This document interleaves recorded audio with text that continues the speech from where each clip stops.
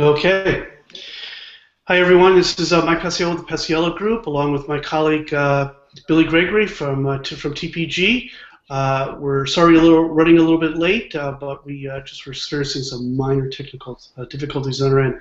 Hey, we've got a great session here hosted by Sony Entertainment, and we're going to get right into this. So I'm just going to turn this session over to Kevin Chung from Sony, and he's going to introduce us into their session, into what Sony Entertainment's been doing in the world of accessibility.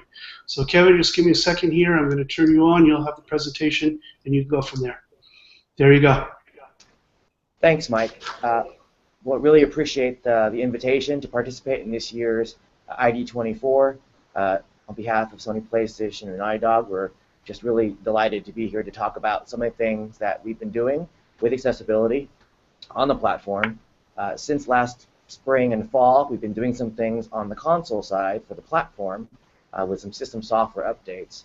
But what we're here to talk about today is probably really exciting, which is gameplay accessibility in our latest game, Uncharted 4: A Thief's End. And with me today are two of the game designers from the Naughty Dog studio, Schatz and Alex Neonakis. And really, they're the ones who are going to talking mostly about really what they did in Uncharted 4 to make the game more accessible. And to kind of kick things off, though, we have a little video to show, hopefully, which kind of talks about the process behind the scenes. I'll turn it over to you guys. Okay, did we establish that there wasn't any audio for the video, right? So, we'll give it a try.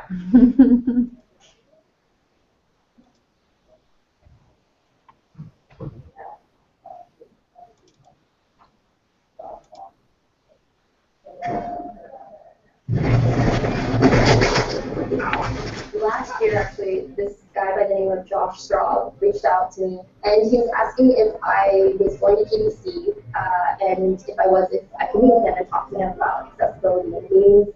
One of my options for entertainment were limited. What developers need to realize is that video games do more than just entertain the disabled. First of all, they provide the escape from sort of the doldrums of being disabled. And second of all, they provide a social space where instead of being judged by physical, we're purely judged by the actions that we do and the things that we produce in the game. I went to Bruce and Neil, our game director and creative director, and I explained to them what Josh had explained to me, which was like, he loved Uncharted, huge Uncharted fan, couldn't beat Uncharted 2 because there's a series of doors with a button mash through at the end. I was faced with the reality that I had played this entire game. I had spent $60 on it, and I could not get any further without the help of an able-bodied person. The truth is that in order to play our games, we really require a pretty high bar of proficiency through use of the dual stick analog controller. One of the big things in terms of accessibility is let more people enjoy the experience that you are also experiencing. I started talking to Alex. He was like, well, during Last of Us, we started with sort of an initiative for accessibility. Let's make this for a wider audience, but how much wider can we make it? You don't need to make the game so that you can play it with a headset. You just need to make the games controllers flexible enough. Coming onto Uncharted, we had a lot of a big push for including more accessibility features. So we have an option now in steps so that you can hold down the button and it acts as if you're pressing the button continuously. And that works for things like lifting a door up or even incorporated into our melee. So if you hold down the punch button, you can continue to punch. The main thing that I was interested in was trying to make it so that you could play Uncharted 4 without using the right stick as much. Basically, you only have to use one stick at a time. And we've had to implement a couple of specialized features at GMs. In other games, for instance, since we are a cover-based shooter, when you take cover, the camera has to pan around to be able to see the direction you're looking. That was one of the first things we noticed that you needed. Second thing is when you're in combat, you need the camera to also help point the enemies out. So there's a little bit of help towards, if you're running towards an enemy, the camera will push a little faster in order to get them into your sights. And then the second thing we implemented was a lock-on feature. As you pull up your aim button, then it'll snap to a target and you can choose. We pride ourselves on being an inclusive community for our gamers, so it's a natural extension that accessibility would be a priority for us as a company and for Naughty Dog as a studio. When I first came on to the multiplayer team, I realized that we had always had our team set up as red team and green team, and it was really hard for me to be able to play the game, and because I am color. Change it to red and blue, and I went ahead and changed it in code, and nobody ever questioned it. Now we have red team and blue team. I think video games for a lot of people are often about being able to do things that you wouldn't normally be able to do, experience great adventures. And so when you find that there are some people who can't enjoy those things, it's kind of crushing. The goal of our accessibility initiative is really just to try to make our game as widely accessible as possible, so that really you can come to our game without having to worry about, am I going to have trouble interacting? When I turn my game, like Uncharted, I'm not, commander military. I'm a swashbuckling, ne'er-do-well, treasure-hunter, that brief period of escape. Why accessibility is so crucial. Because the more games that offer that, the more people with disabilities will be able to skate and have better lives. After hearing that, I was like, okay, like this is important, and I want to make sure that everybody gets to experience this and have fun.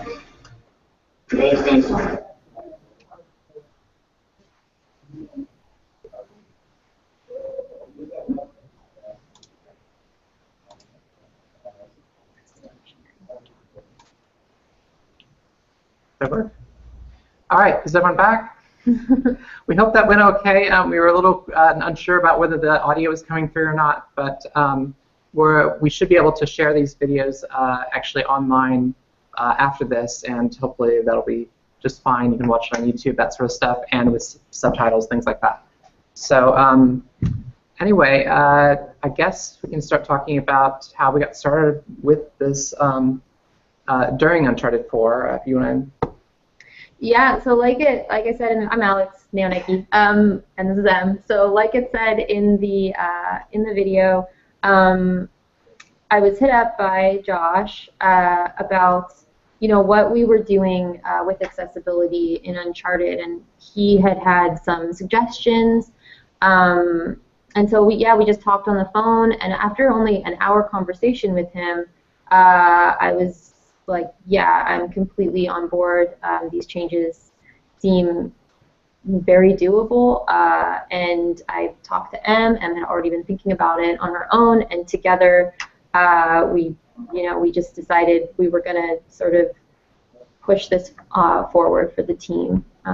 Yeah, and I guess I was coming to it more from a perspective of I've got a lot of friends and family that I've always been very proud of the games we've made, and a lot of them just for whatever reason weren't able to access the controls very well.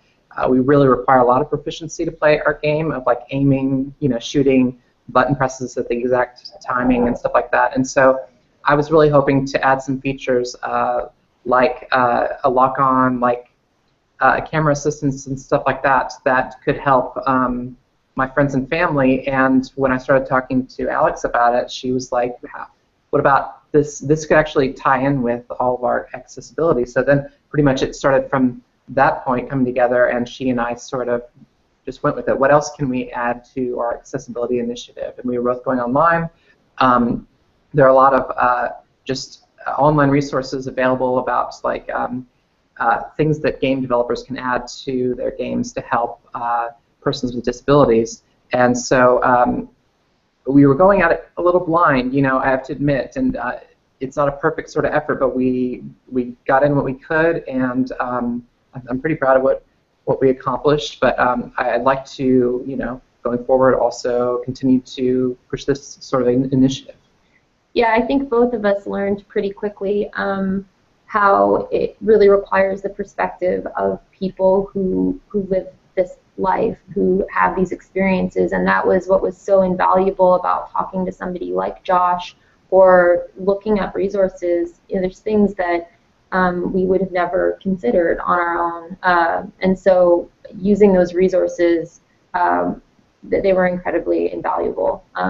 Just like hearing people out and getting feedback. And then the playtesting, like actually watching people use these systems and experience the game was just completely changed our perspective on this. Yeah, so we typically, we playtest our game, especially in probably the last year of development on any project. We typically playtest maybe the last 6 months, like every week, you know, and a lot of times it's, you know, we've never had a playtest with persons with disabilities, and so Sony was able to sort of coordinate a playtest that we did over a weekend. We did 2 separate playtests over the same weekend to be able to see a selection from our game.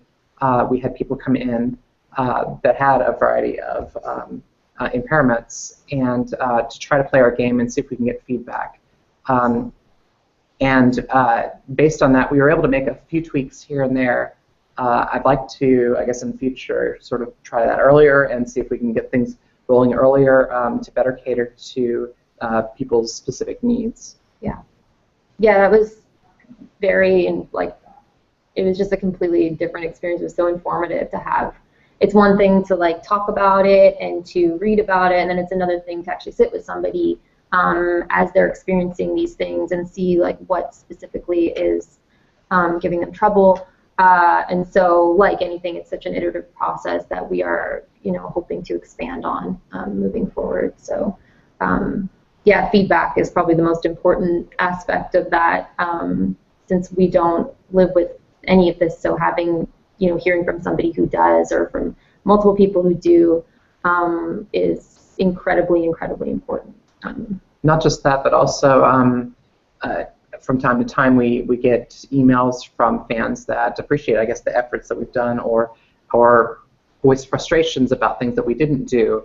And we send those out to the whole team, and good or bad, all the developers at Naughty Dog are we're very proud of our games, and we, I guess we're very passionate about trying to bring our games to everyone. And a lot of times, a lot of our fellow developers just don't think about the accessibility issues that some people experience. And so hearing from our fans like that, positive or negative, gets, I guess, those of us that are sort of championing those efforts within the studio, gets us a lot more goodwill and, I guess currency with our coworkers to be able to get cooperation. So it really, really helps us move things along. So we have other videos as well that we can show to sort of demonstrate what the specific things are that we put in. One thing that I've learned from this is it's going to be important in the future to sort of get it out there that these are features that we have and I think this is going to help a lot in, like, reading through forums and stuff. You kind of see that people be like, oh wow, I didn't know that you could turn this on. Like, I didn't know that you could have lock on aim, or I didn't know that you could have the hold instead of the tap for the button prompts. So yeah, that's another thing that we need to, like, push. Like, this is a thing we have now. That's been sort of a difficult sort of struggle for us as well. Is like, how do we just, any player that picks up our game, how do we bring that to their attention? And we do have a menu that as soon as you start up Uncharted 4, it pops up a bunch of different options, including accessibility. And I guess as a criticism of it, it may bring up too many. I don't know if people are going to skip by it. We tried a number of different ways of trying to gauge in-game based on your gameplay if you were having trouble controlling the camera, if you were having trouble aiming at people, and a lot of times those things, can come across as patronizing in game. If you're playing the game and you just died and it brings up a message that says, by the way, would you like lock-on? But so we're still sort of working on the process for how do we show that to people. But so we've got a video here that talk about the button mashing one first. Sure. So I think that's the. You know how to do this. You know how to do the computer. So as Alex was detailing in the video that we showed earlier, one of the basically #1 requests was we have a lot of in the past button mashing games where it's like someone's choking you or you're lifting a door where you have to press on the button really fast to lift it, and a lot of people have a lot of trouble with that. So anyway, here's the demonstration of what we did for that.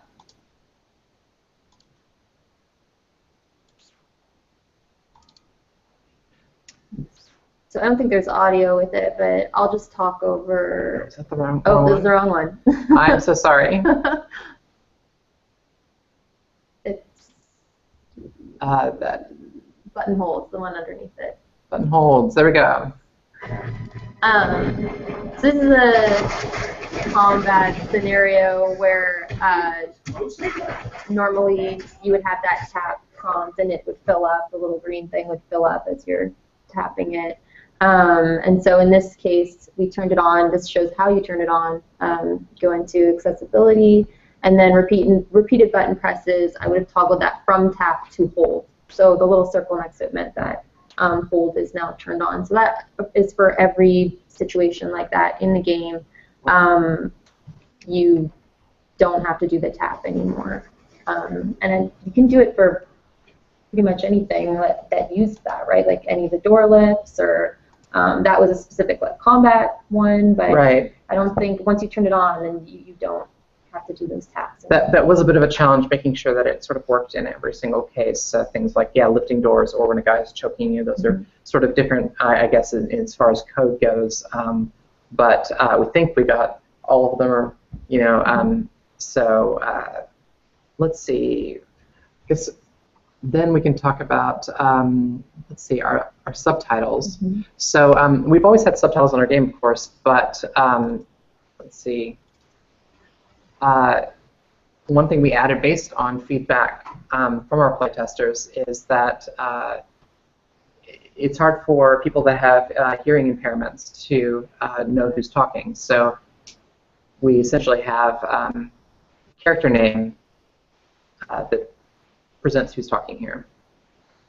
Yeah, in a situation like this is another thing that I guess I would have never have considered until it was brought up to me that it's nice to see the subtitles, but when you have multiple people in a scene, and in that scene in particular, are we still screen sharing? I don't know if we are. I think we are. Okay. Yes or no? No. Okay. In that situation with like Nate, Sam's back was to Nate, and there's like a kind of moment where you can't really tell who's saying it, so the value of having the names next to it became so clear to me once I took I listened to people, or once we all sat and spoke to people and did research on it, that of course that's a thing that would be important. Yeah. Let's see. So I'm going to go ahead and show our camera assist system. So essentially this idea is that a lot of other games have had it before, but we've never had an Uncharted before, where essentially the camera tries to move around to go in the direction that you're moving. So. But we have a couple of special considerations that we need to have for Uncharted because it's a cover-based shooter. So let's see. So here we are in Madagascar, and as you can see, I'm running around here, and I'm not using the right stick here at all, the camera stick. So as you see, the camera does not move its orientation. But here in accessibility, I'm going to turn on the camera assist, and as you see, as I'm moving around, the camera turns to try to get behind where Drake is moving. And so, let's see, if you take cover, for instance, when you take cover, you're needing to point in the direction the enemies are. So as you take cover here, the camera moves quickly to be able to aim in that direction where you can start shooting. So even though there's no enemies here.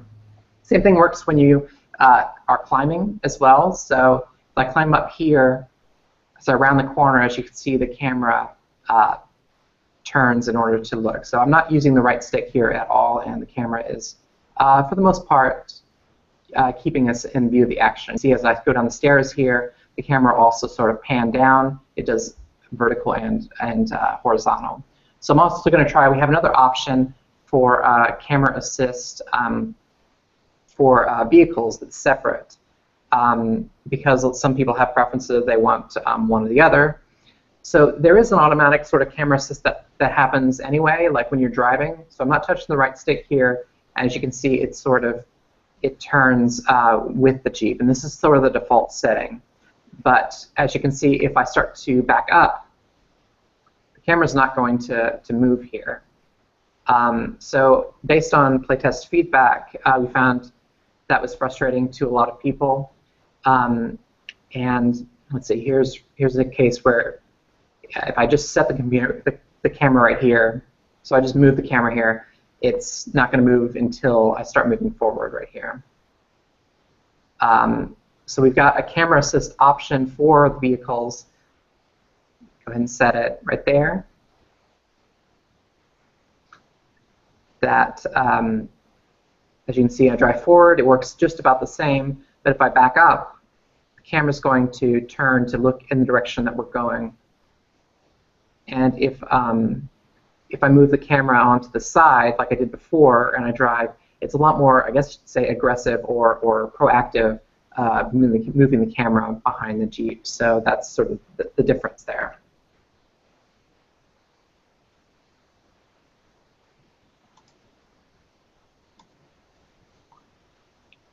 All right. So did you want to do the lock-on aim as well? Yeah. Let's see. So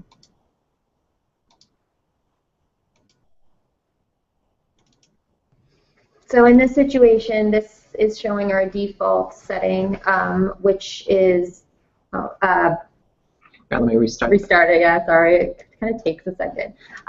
So I'm just aiming with the default controls, and then I turn on lock-on aim, which basically it adds another layer to the reticle to show you that it's going to lock. And then as soon as I toggle the weapon, it basically finds the nearest NPC and locks to them, making aiming a lot easier. Yeah, we apologize if it's kind of hard to see based on the resolution here. But the idea is that as you're moving around, when enemies pop up, there's a little reticle that pops over them, and then when you pull to aim, it zooms in on that specific enemy so that you can shoot at them. So let's see, what else do we have in our bag of tricks? Let's see. Control customization? Let's see. Oops, I need to share the screen.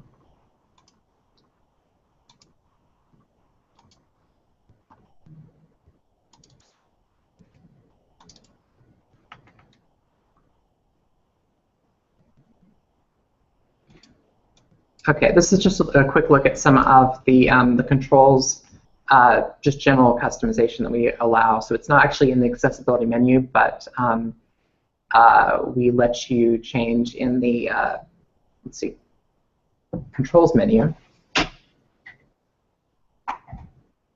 and you'll be able to select different, basically, schemes for how you set up your buttons. Then right here, we allow you to flip the functionality of the left and right sticks, so whichever works best for you, and then sticks while you're aiming. We'll come back to that feature later. Here's the shoulder buttons, so if you want to change where you shoot or what button you press when you aim, that's where you do it. So yeah, we wanted to afford as much flexibility as possible with the controller, so people could, you know, use the controller however works for them. Basically, we tried to get as much possibility in there as we could. Yeah. Let's see. I believe you can also do some of that, the mapping in the Sony OS as well. I know that they, Kevin actually showed us that there's a lot of stuff that's been added in there to map controls to whatever. Right, just in the sort of OS. Mm-hmm. Yeah. Right, on the left side. Yeah. We added that spring and tweak it a little more. Mm-hmm. Yeah. Let's see. So, button modes, I think. Okay.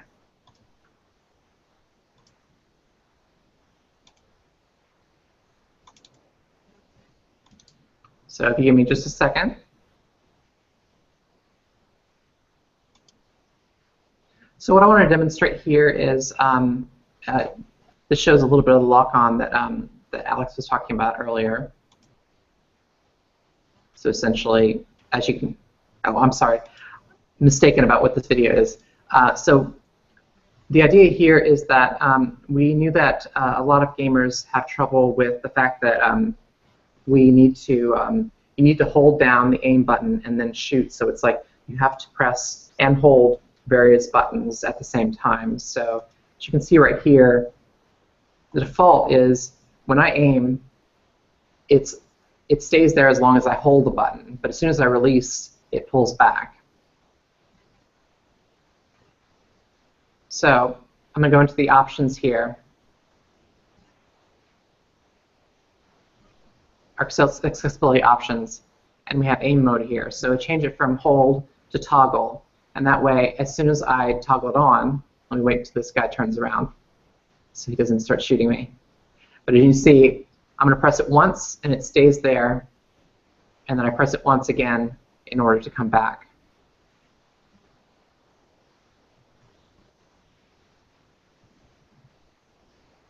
So another feature here is being able to flip the functionality of the sticks only while aiming. And the idea here is that I was hoping that you'd be able to play the game essentially without touching the right stick at all. It's not super easy to do, but it's basically as soon as you aim, you're able to then control your aiming with the move stick, and then when you stop aiming, it goes back to using just the move controls here. So I'm not playing this right here without touching the aim stick at all, the camera stick. We're just going to play simply just with this feature turned on.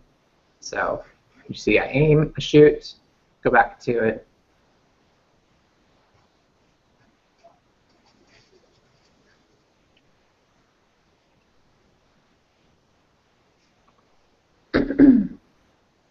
That feature was one that was sort of like, we weren't really sure if this was going to be super useful to people, but it seems like something pretty easy to do, and that it seemed like people would, I guess, benefit from it. But so if that helps you, let us know. But yeah, or if you could see improvements for it, we are very open to feedback about this stuff and welcome it. So yeah, we'd love to hear what people think. Or if they have suggestions for changes. So did you want to, is there anything else that you have for it, or did you want to switch to questions now? I have one more, one more thing. Sorry. So I guess early on, one of my goals was I was trying to make it so that you could play the game without touching the camera stick nearly as much, and that was sort of, at least in the studio, like kind of a crazy idea almost, like how do you play Uncharted without you know, the dual stick sort of setup. But I think that if you see, let's see, where is it? Left stick only. Left stick only? There we go. Oh, I don't think we're sharing our screen.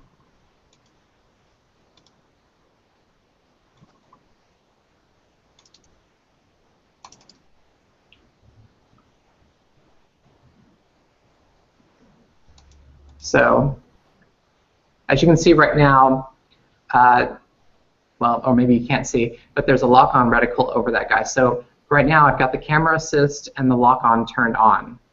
So I'm playing this whole combat setup right here without touching the camera stick. So what we're seeing here is the game trying to compensate for where the player action is.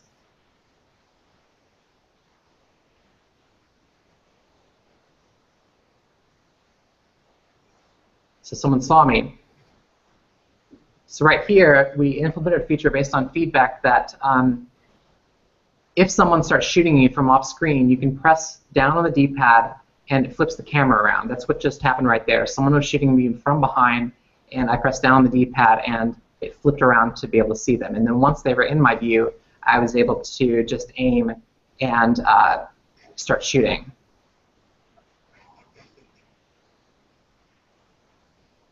So this is kind of interesting. With the lock-on, you can actually see through the smoke even a little better.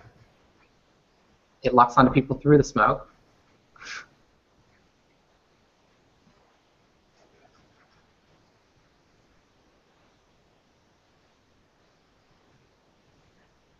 And it probably demonstrates it pretty well, but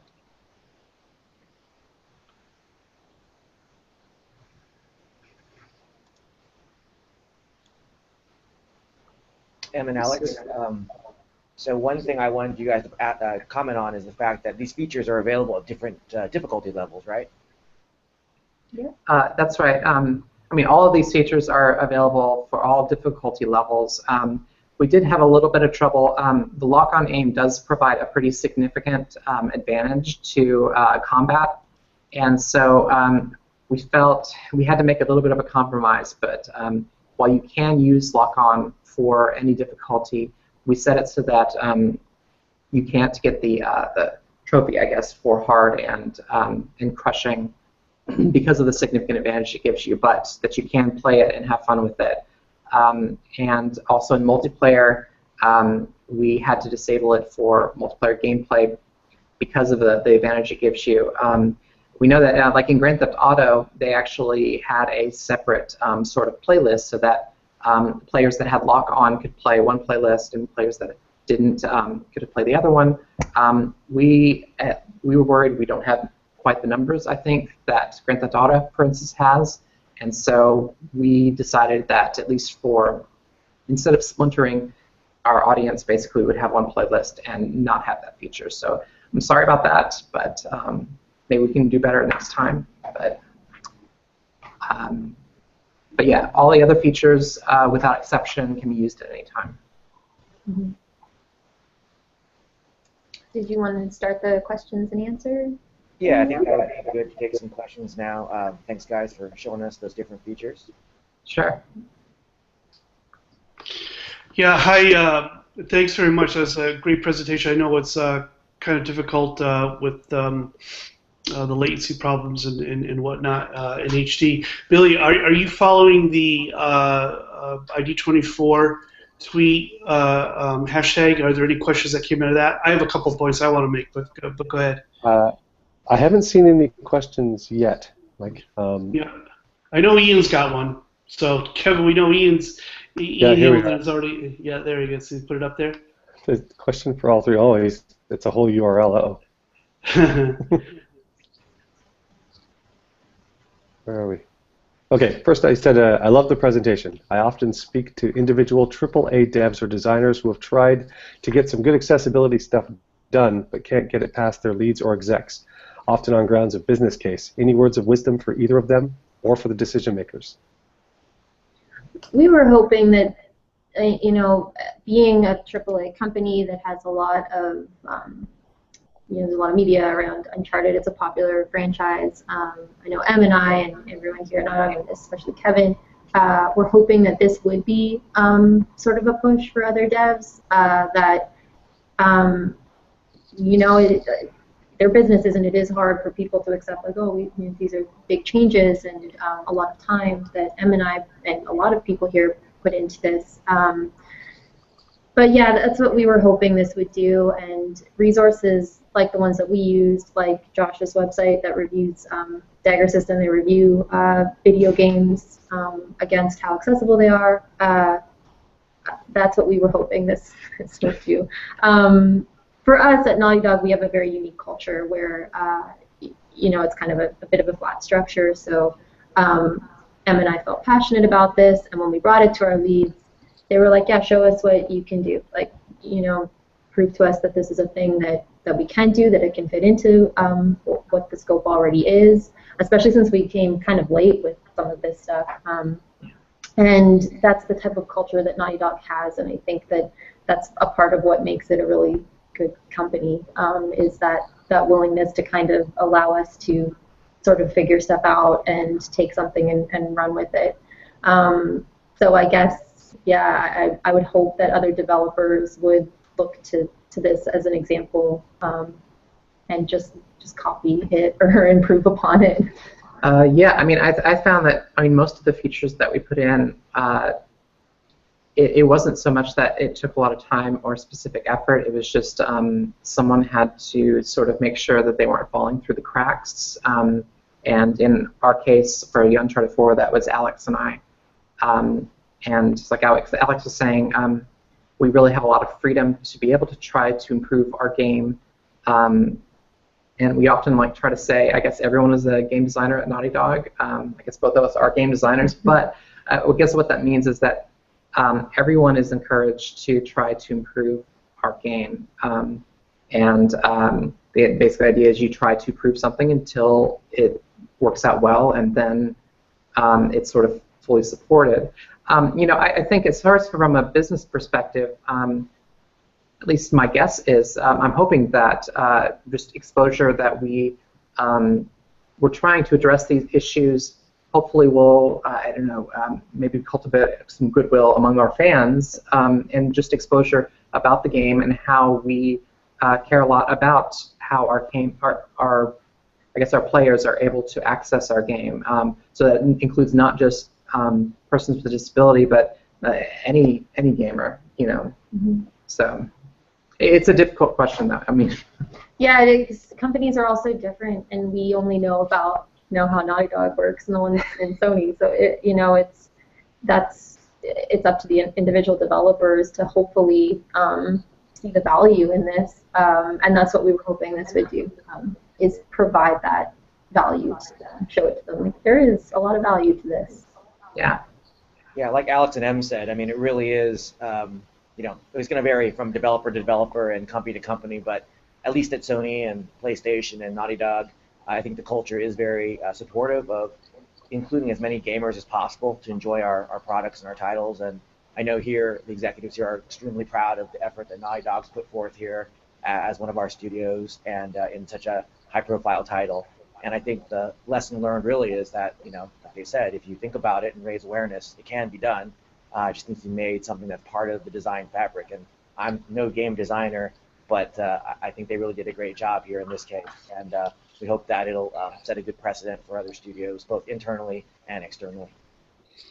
Yeah, Kevin, this is Mike Casiello. I just want to thank you, Em, and Alex. I think the presentation said an awful lot, not just in what we saw visually, but frankly speaking, as I kind of mentioned to you, I think yesterday when we were talking about this, I think that you've raised the bar significantly here, and even more so now that I've seen the amount of effort and the work that the folks at Naughty Dog have put into the design. I mean, a lot of what you're talking about here is empathic design. You talk an awful lot about integrating users with disabilities into your playtesting or user testing, developing personas of game players, so to speak. All of these things are characteristics that are critical to ensuring accessibility across the board, regardless of what the interface or what the platform is. And the fact that the gaming industry tends to take the lead on the creative spectrum of software and design and development, I think says an awful lot about what efforts and investments you guys have made in this field. So kudos to all of you. Thank you. Thank you. It's been really an honor to be part of this effort. So. Yeah, it's been incredibly somewhat like affirming, during like really hard times during this project. And then we would have this playtest come in and see these people enjoying our game, and it was like really, really incredible to see that our efforts actually paid off for those people. Yeah, it did, and just keep making the progress. In our last session, we had Lainey Feingold, who tends to be on the legal side of this, or Kevin's side of the equation. One of the things that we both talked about is the positive messaging that comes out of, frankly speaking, large corporate entities like Sony Entertainment and big players, like Naughty Dog in terms of the gaming. And when you push that envelope, so to speak, in that creative edge, and being fully inclusive where people with disabilities are concerned. I can't think of anything other than good things to say. It's got to be positive, and you should be able to capitalize and build on it. Well, I mean, let's be honest. I mean, it's definitely a creative company, and folks at Naughty Dog show that with all of their great games. But you know, in talking to our executives and people around here about accessibility, I found that despite my legal role and other things like that nature, people around here want to do the right thing, right? They want to do the right thing by our consumers, by our fans, and that's largely what happened here when Alex and Em heard the story from Josh and others that some people wanted to enjoy our game in different ways and ways that maybe they couldn't. They stepped up to the plate and met the challenge, and other studios like MLB, the show, have done the same thing in the past as well. When we hear a need, we answer it. Excellent, excellent. Billy, I don't know if you want to add anything. We got 10 minutes here before the next session. I don't have much to add. I mean, other than the work you're doing is fantastic. What we saw was incredible. And to be honest, there's a lot of features in there you added for people with disabilities that I can see benefiting a lot of different gamers. I mean, as an older gamer myself, I can't keep up with a lot of the fast-paced action. So the camera lock when driving and things like that's going to help everybody. So I mean, you set out obviously to help one group of disabled gamers, but you've really helped a whole generation of older gamers at the same time, which I think is fantastic. So you've really done some great work.